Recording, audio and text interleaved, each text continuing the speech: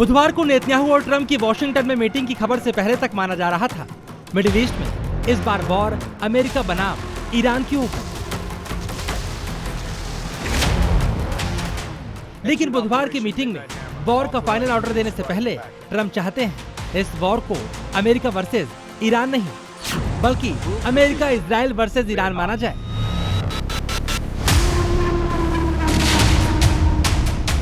Netanyahu के Washington दौरे के ठीक बाद धमाके शुरू होने से ये संदेश पूरी दुनिया तक ठीक से पहुंच जाए। बुधवार को होने वाली इस बैठक में बहुत शोर शराबा नहीं होगा। सबसे अहम नेता, सबसे अहम जनरल यानी वॉर की कोर टीम वॉशिंगटन में बैठकर सब कुछ तय करेगी। वो ये नहीं कह रहे कि अमेरिका कोई एग्जिस्टेंशियल खतरा है, यानी अगर ईरान परमाणु हथियार बनाता है तो कल से अमेरिका खत्म हो जाए, वो ये नहीं कह रहे। तो इजराइल खत्म हो जाएगा क्योंकि ईरान ने ठान लिया है कि यहूदियों को जीने का अधिकार नहीं, उनको इस दुनिया से मिटा देना चाहिए। इसीलिए बेंजामिन नेतन्याहू का जाना जरूरी है। दुनिया को बताएं कि इजराइल अपनी सर्वाइवल के लिए लड़ रहा है। अमेरिकी वॉर प्लानिंग में एक अनौपचारिक नियम है, सोमवार और मंगलवार बात होती है, यानी अगले 2 दिन तक ईरान को उम्मीदें बाकी वाले बहकावे में रखा जाएगा। ट्रंप ऐसा करने में माहिर है। लेकिन जैसे ही बुधवार को नेतन्याहू और ट्रंप की मीटिंग में आखिरी फैसला होगा, इसका असर गुरुवार और शुक्रवार तक दिखाई पड़ना शुरू हो जाएगा। यानी ईरान के लिए ये जुमा शुभ नहीं साबित होगा। इसीलिए बड़े सैन्य आदेश, प्रतिबंध या स्ट्राइक की अंतिम मंजूरी अक्सर बुधवार को दी जाती है। नेतन्याहू भी जानते हैं अगर फैसला होना है तो बुधवार सबसे अहम दिन है, यानी यही वो समय होता है जब बिना शोर के सबसे बड़े कदम उठाए जाते हैं और नेतन्याहू इस विंडो को मिस नहीं करना चाहते। बुधवार को वॉशिंगटन में होने वाली मीटिंग के बाद शांति की सारी उम्मीदें स्वाहा हो जाएंगी और मिडिल ईस्ट में धमाके शुरू हो जाएंगे। ऐसा इसलिए कहा जा रहा है क्योंकि इसके 2 संकेत इस मीटिंग से पहले ही अमेरिका, इजराइल और ईरान की तरफ से दे दिए गए। ओमान में शांति के लिए वार्ता करने वाले चेहरे अब युद्ध की तैयारियों में जुटे दिखाई दे रहे हैं और वॉशिंगटन जाने से पहले इजराइल के प्रधानमंत्री बेंजामिन नेतन्याहू ने उन शर्तों का ऐलान कर दिया है जिन्हें पूरा नहीं करने पर ईरान पर हमला तय है। आपको ओमान की राजधानी मस्कट में 6 फरवरी को हुई अमेरिका और ईरान की इनडायरेक्ट मीटिंग की तस्वीरें याद होंगी। ट्रंप के दूत स्टीव विटकॉफ ट्रंप के दामाद कुशनर के साथ मिलकर ओमान के विदेश मंत्री के जरिए ईरान को अपनी शर्तें बता रहे थे। इस मीटिंग के ठीक बाद स्टीव विटकॉफ और कुशनर सीधे अरब सागर में मौजूद अमेरिकी कैरियर स्ट्राइक ग्रुप के aircraft carrier USS Abraham Lincoln में अवतरित हुए। अमेरिकी नौसेना का खास टिल्ट रोटर विमान जो हेलीकॉप्टर और हवाई जहाज दोनों की तरह उड़ सकता है, जिसका इस्तेमाल एयरक्राफ्ट कैरियर तक सैनिक उपकरण और जरूरी सामान पहुंचाने के लिए किया जाता है, उसी के जरिए स्टीव विटकॉफ और कुशनर एयरक्राफ्ट कैरियर में पहुंचे। इन दोनों ने 5वीं पीढ़ी के स्टेल्थ विमान F-35 के साथ फोटो सेशन करवाया, कुछ गुप्त मीटिंग्स की, अमेरिकी कमांडरों को निर्देश दिए और कुछ घंटे बिताने के बाद ये दोनों यहाँ से निकल गए। एक संदेश दे रहे हैं कि हम गए देखने के लिए कि सब तैयारी है कि नहीं, और वहाँ की शायद हो सकता है जो कमांडर है उस युद्धपोत का बहुत शक्तिशाली वॉरशिप है, एयरक्राफ्ट कैरियर है, उसे कहने गए थे भाई तैयार रहो, 1 सेकंड के नोटिस पे आपको ये करना पड़ेगा। ये संदेश जहाँ तक पहुँचना था वहाँ पहुँच भी गया और इस एक्शन का रिएक्शन भी आ गया। ओमान के मस्कट में ईरान की तरफ से वार्ता करने आए विदेश मंत्री अब्बास अराक्ची भी समंदर वाली धमकी का जवाब देने समंदर में उतर गए। ईरान के विदेश मंत्री अब्बास अराक्ची भी ईरान के नेवल अधिकारियों के साथ एक युद्धपोत पर दिखाई दिए।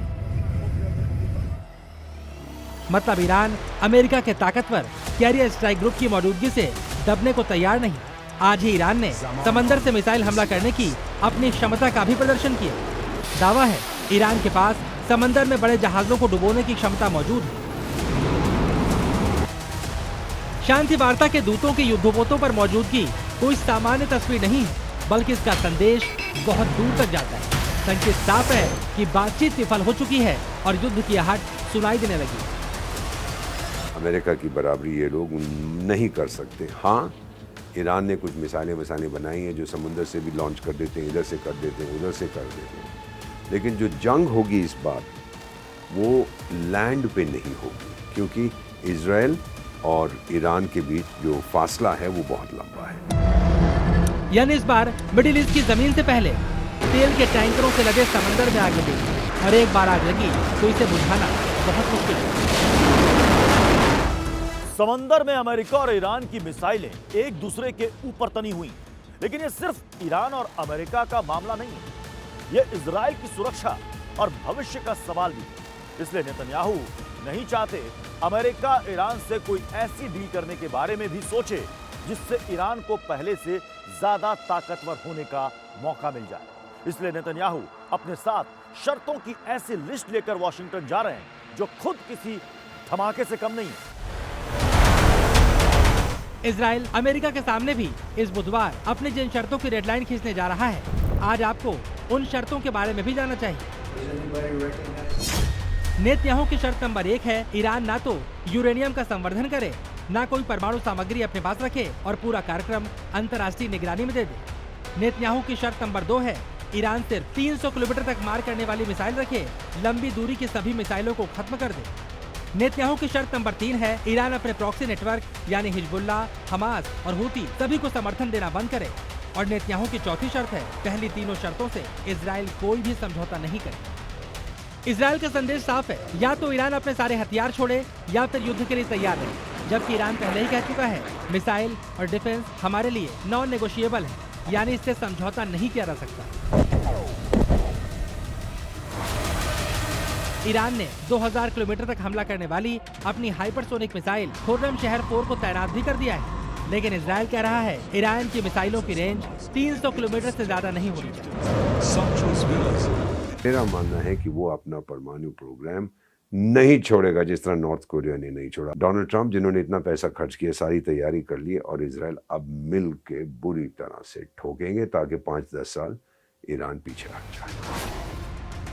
मतलब साफ है, नेतन्याहू अमेरिका में शांति के प्रयासों के लिए नहीं बल्कि हमले की फाइनल योजना बनाने के लिए जा रहे हैं, और ईरान से वार्ता भी सिर्फ इसलिए की जा रही है ताकि उस पर शर्तें नहीं मानने का आरोप लगाकर हमला किया जा सके।